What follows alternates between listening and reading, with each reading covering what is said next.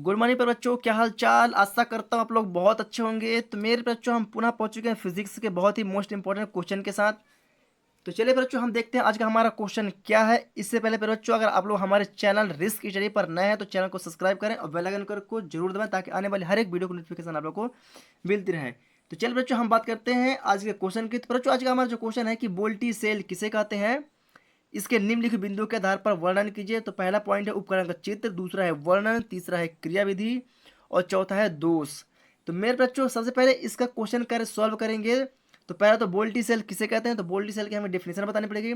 तो प्यारे बच्चों जो वोल्टी सेल की डेफिनेशन है कुछ इस प्रकार है कि सन 1971 में, किसमें, सन 1971 में, क्या, सन 1971 में, किसमें, सन 1971 में गैल्वेनिक नामक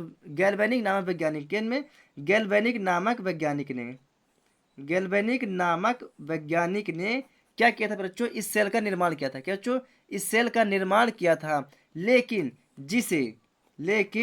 जिसे सन 1800 में अलेक्जेंडर डी बोल्टा, क्या बच्चों, अलक अलेक्जेंडर डी बोल्टक नामक वैज्ञानिक ने क्या किया था, संशोधन किया था। क्या किया था, नामक वैज्ञानिक ने संशोधन किया था। किसमें, सन 1800 में। मतलब कि सन 1800 में पहले अलेक्जेंडर डी बोल्टा नामक वैज्ञानिक ने क्या किया था, इसका संशोधन कर लिया था। लेकिन संशोधन करने के बाद क्या हुआ था कि उन्होंने इसका निर्माण नहीं कर पाए, पूर्ण रूप से इसका आविष्कार नहीं कर पाए, सिर्फ उनका संशोधन किया और उनका क्या हुआ, उनका देहांत हुआ। क्या हुआ, उनका देहांत होगा सन 1800 में। सन 1800 में अलेक्जेंडर डी बोल्टा नामक वैज्ञानिक ने इसका संशोधन तो कर लिया बोल्टी सेल का, लेकिन क्या हुआ कि इससे पहले वो उनका लॉन्च करे, उस सेल का लॉन्च कर पाए, इससे पहले उनका देहांत हो जाता है। तो गैल्वेनिक नामक वैज्ञानिक ने उन्हें 1971 में क्या करता है, उस सेल का पूर्ण रूप से निर्माण करके और उसे लॉन्च कर देता है। क्या कर देता है, लॉन्च कर देता है। भले ही गैल्वेनिक नामक वैज्ञानिक ने इसे लॉन्च किया, लेकिन किसके नाम से जाना जाता है, ये बोल्टा मतलब कि बोल्टी सेल, ये उन्हीं के नाम पर ही, ये अलेक्जेंडर डी बोल्टा नामक वैज्ञानिक के नाम पर ही इसका नाम बोल्टी सेल पड़ गया। क्या पड़ गया, बोल्टी सेल इसका नाम पड़ गया। इसे गैल्वेनिक नामक सेल से भी जाना जाता है बच्चों, है ना। कभी कभार क्वेश्चन पूछ लेता है गैल्वेनिक सेल का सचित्र वर्णन कीजिए, तो जो बोल्टी सेल होता है, बोल्टी सेल को ही गैल्वेनिक सेल के नाम से जाना जाता है। तो चाहे गैल्वेनिक सेल पूछे या बोल्टी सेल पूछे, आप लोग को सिर्फ इसी वाले क्वेश्चन को सॉल्व करना है। तो ऐसा करते बच्चों आप लोग बोल्टी सेल किसे कहते हैं ये चीज समझ गए होंगे कि सन 1971 में गैल्वेनिक नामक वैज्ञानिक ने एक सेल का निर्माण किया। इससे पहले सन 1800 में अलेक्जेंडर डी बोल्टा नामक वैज्ञानिक ने इस सेल का संशोधन किया था। तो इन्हीं के नाम पर, डी बोल्टा के वैज्ञानिक के नाम पर इसका नाम क्या पड़ गया, बोल्टी सेल नाम पड़ा था। इसी को बोलते हैं बोल्टी सेल। क्या बोलते हैं, क्या बच्चों, इसी को बोलते हैं बोल्टी सेल। फिर बच्चों ये रहा डेफिनेशन। तो आप लोग डेफिनेशन को प्रॉपर तरीके से लिख लीजिएगा फटाफट वीडियो को रोक के। पर बच्चों इससे क्या कहते हैं, वीडियो लंबी ना हो इसलिए मैं डायरेक्टली आप लोग को फेयर कॉपी में लेके आया हूँ, अपनी नोट्स कॉपी में लेके आया हूँ, है ना। तो आप लोग फटाफट क्वेश्चन को लिख लीजिएगा। क्वेश्चन लिखने के बाद आप लोग बोल्टी सेल की डेफिनेशन को भी फटाक से लिख लीजिएगा। अब चलते हैं हम इसके पहले पॉइंट पर। पहला पॉइंट क्या बच्चों, हमारा उपकरण का चित्र। ये रहा बच्चों हमारा उपकरण का चित्र। क्या बच्चों, ये रहा हमारा उपकरण का चित्र। तो फिर बच्चों ये रहा हमारा उपकरण का चित्र। तो फटाफट आप लोग वीडियो को रोक के इस डायग्राम को भी प्रॉपर तरीके से आप लोग बना लीजिएगा, है ना। तो बच्चों अब वीडियो को रोक के आप लोग बनाते रहिएगा, मैं आप लोग को इस डायग्राम के बारे में बताता हूँ, है ना। तो बच्चों जो इसका वर्णन है, जो दूसरा पॉइंट हमारा वर्णन होगा, तो वर्णन क्या होगा, वो इसका वर्णन कुछ इस प्रकार होता है कि बोल्टी सेल में, ये हमारा क्या है, ये पूरा हमारा बोल्टी सेल है। क्या है, ये हमारा बोल्टी सेल। तो बोल्टी सेल में क्या होता है, एक कांच का बीकर होता है। क्या होता है, बोल्टी सेल में एक कांच का बीकर होता है जिसके अंदर क्या होता है, जिसके अंदर H2SO4, क्या होता है, जिसके अंदर H2SO4 का विलयन भरा होता है। क्या बच्चों, जिसके अंदर H2SO4 का विलयन भरा होता है, जो विद्युत अपघट की तरह क्या करता है, जो विद्युत अपघट की तरह कार्य करता है। क्या बच्चों, जो विद्युत अपघट की तरह कार्य करता है। इसके एक साइड जिंक की छड़ डुबोई रहती है। इसके एक साइड जिंक की छड़ डुबोई रहती है जो ऋण ध्रुव की तरह कार्य करती है, जिसे हम कैथोड बोलते हैं। क्या बच्चों, जिसे हम कैथोड बोलते हैं, है ना। तथा इसके दूसरी ओर कॉपर की छड़ डुबोई रहती है।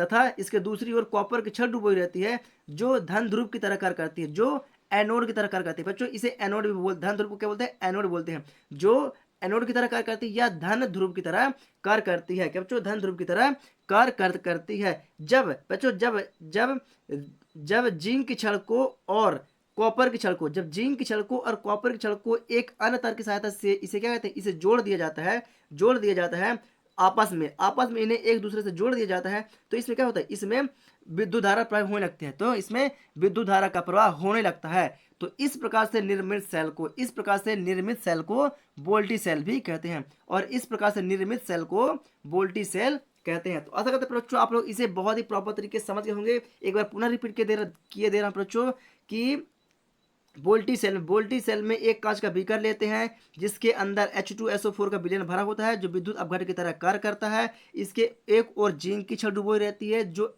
कैथोड की तरह कार्य करती है जिसे हम ऋण ध्रुव भी बोलते हैं, तथा इसके दूसरी ओर कॉपर की छड़ डुबोई रहती है जो एनोड की तरह कार्य करती है जिसे धन ध्रुव की तरह भी बोलते हैं, जिसे धन ध्रुव भी बोलते हैं, जो धन ध्रुव की तरह भी कार्य करती है। क्या जो धन ध्रुव की तरह कार्य करती है, तथा इन दो एनोड की छड़ और कैथोड की छड़ को आपस में जोड़ दिया जाता है, तो क्या होता है, एक अन्य तार के साथ जोड़ दिया जाता है, तो इसमें विद्युत धारा का प्रवाह होने लगता है, तो इसमें विद्युत धारा का प्रवाह होने लगता है। तो आशा करते हैं बच्चों वर्णन को आप बहुत ही प्रॉपर तरीके से समझ गए होंगे। इस हाइड्रोजन गैस के बारे में भी मैं आगे बताऊंगा कि H2 के हाइड्रोजन के बुलबुले क्यों निकलते हैं, है ना। तो चलिए बच्चों आप लोग फटाफट इसके अभी मत लिखिएगा, है ना, इसको मैं प्रॉपर तरीके से आप लोग को लिख के दिखाऊंगा। इससे पहले बच्चों थोड़ा सा मैं आप लोग को समझाने की कोशिश करूंगा क्या, इसकी क्रियाविधि। जो नेक्स्ट पॉइंट है हमारा क्या होगा, नेक्स्ट पॉइंट हमारा होगा क्रियाविधि, है ना। तीसरा पॉइंट हमारा क्या है, तीसरा पॉइंट हमारा क्रियाविधि। क्या बच्चों, क्रियाविधि। तो हम चलते हैं बच्चों क्रियाविधि पर। तो पहले बच्चों हमने इसमें क्या लिया था, H2SO4 का विलयन लिया था। आप देख सकते हैं H2SO4 का विलयन लिया। तो पहले हम इसको बात करेंगे, तो इसका क्या होगा, इसका अपघटन होगा। H2SO4 क्या होता है, अपघटन होता है। तो सर्वप्रथम पहले बच्चों जब H2SO4 का क्या होता है, जब H2SO4 का क्या होता है, अपघटन होता है।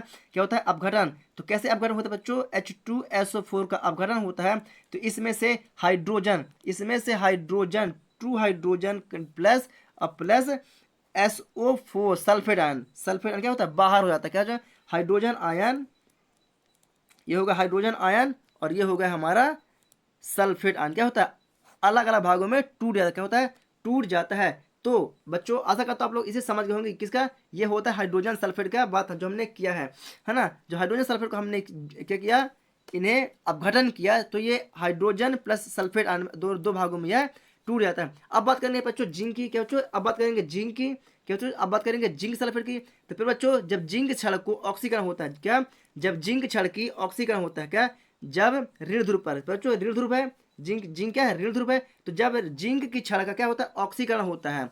ऑक्सीकरण में क्या होता है बच्चों, जो ऑक्सीकरण अभिक्रिया होती है, इससे पहले मैं पढ़ा चुका हूँ ऑक्सीकरण। ऑक्सीकरण जब जिंक Zn का जब ऑक्सीकरण होता है बच्चों, क्या होता है इसमें कि जो इलेक्ट्रॉन होता है वो बाहर निकलते हैं। क्या होता है, इसमें इलेक्ट्रॉन बाहर निकलते हैं। तो Zn plus two electron minus. तो ऑक्सीकरण अभिक्रिया में क्या होता है, इलेक्ट्रॉन बाहर की ओर निकलते हैं। तो इसमें से हमें क्या प्राप्त होता है, इसमें से हमें एक जिंक सल्फेट प्राप्त होता है। क्या बच्चों, इससे हम क्या होता है, इससे हमें जिंक सल्फेट प्राप्त होता है। क्या होता है, इसे हम जिंक सल्फेट प्राप्त होता है।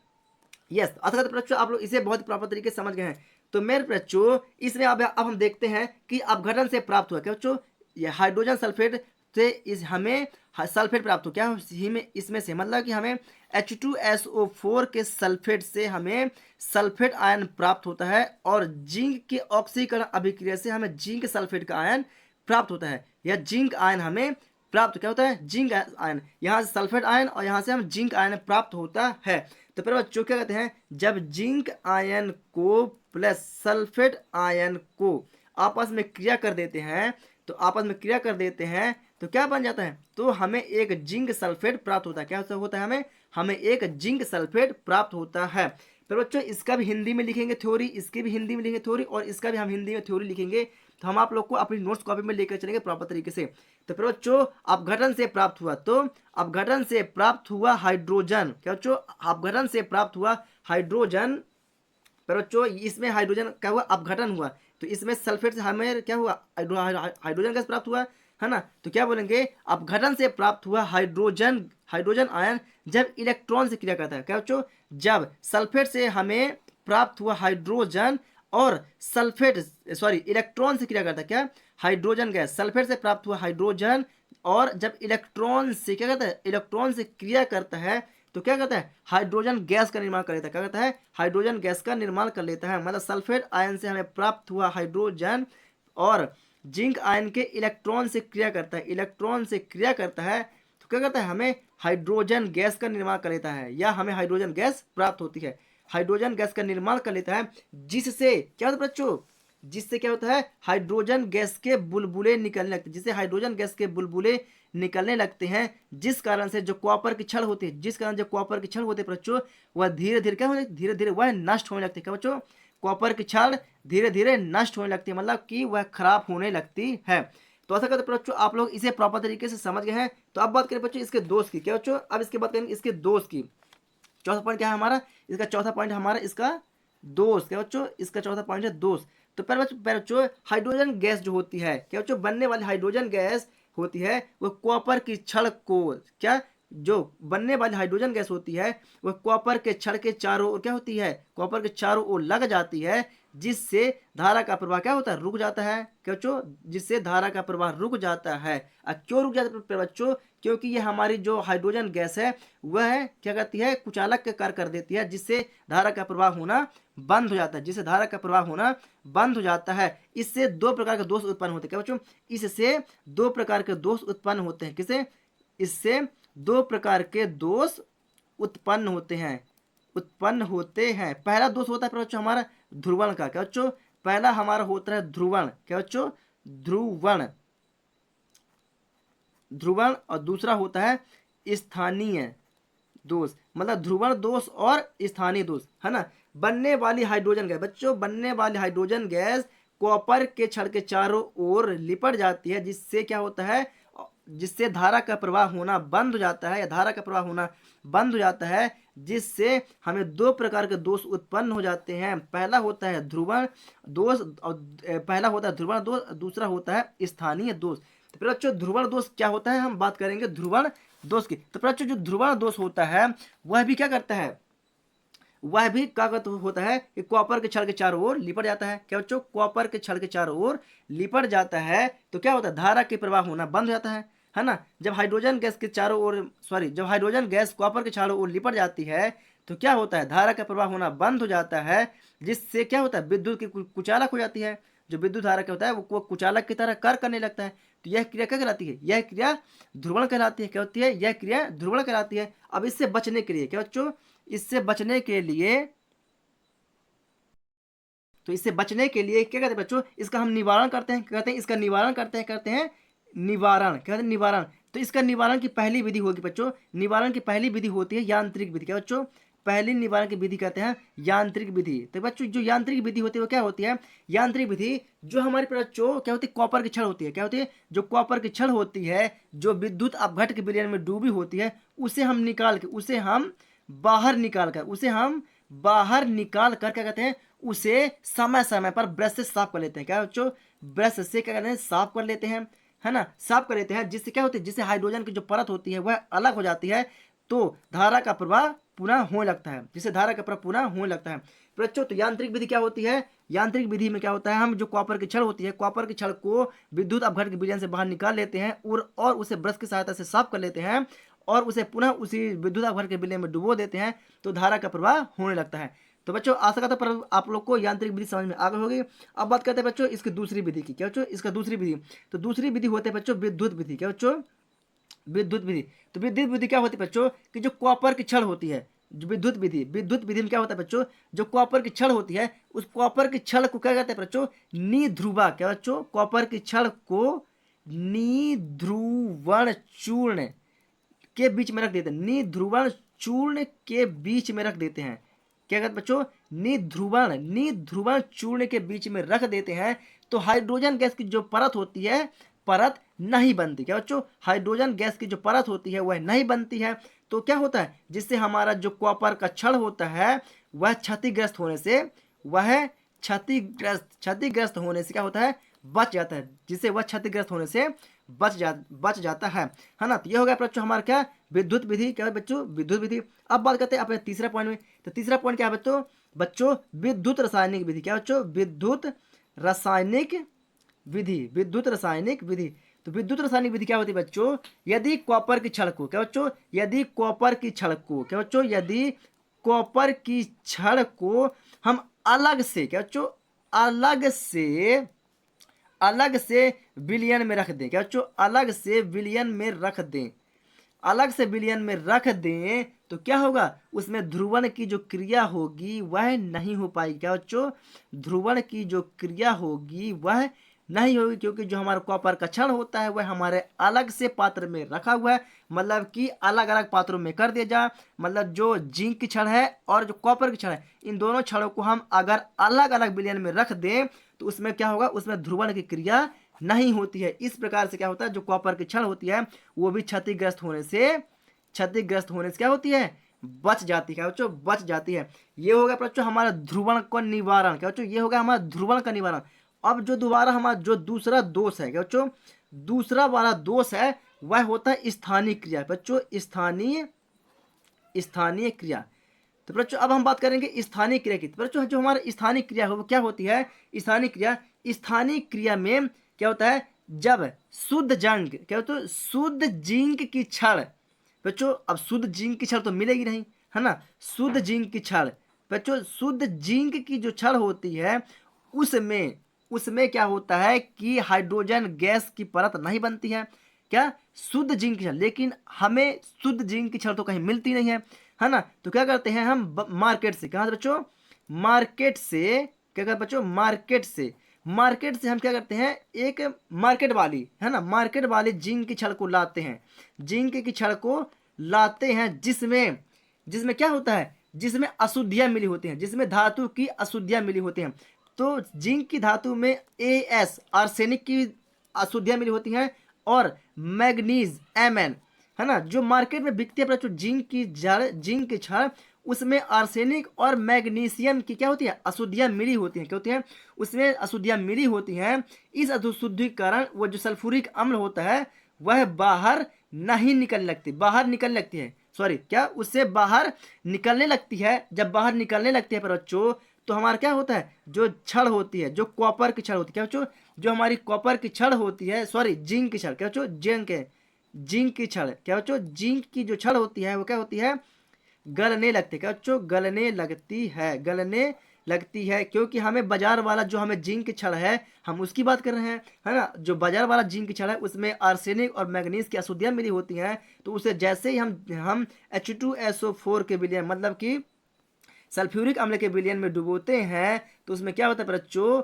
वह छड़ जो होती है वह छड़ गलने लगती है, जिससे स्थानीय क्रिया उत्पन्न हो जाती है, जिससे स्थानीय क्रिया उत्पन्न हो जाती है, या हाइड्रोजन गैस बनने लगती है, जिससे हमारी छड़ होती है वह भी गलने लगती है। तो फिर बच्चों जिंक की छड़ ना गले, क्या बच्चों, जिंक की छड़ ना गले, इसके लिए क्या निवारण, है ना, अब इसके निवारण की बात कर रहे हैं।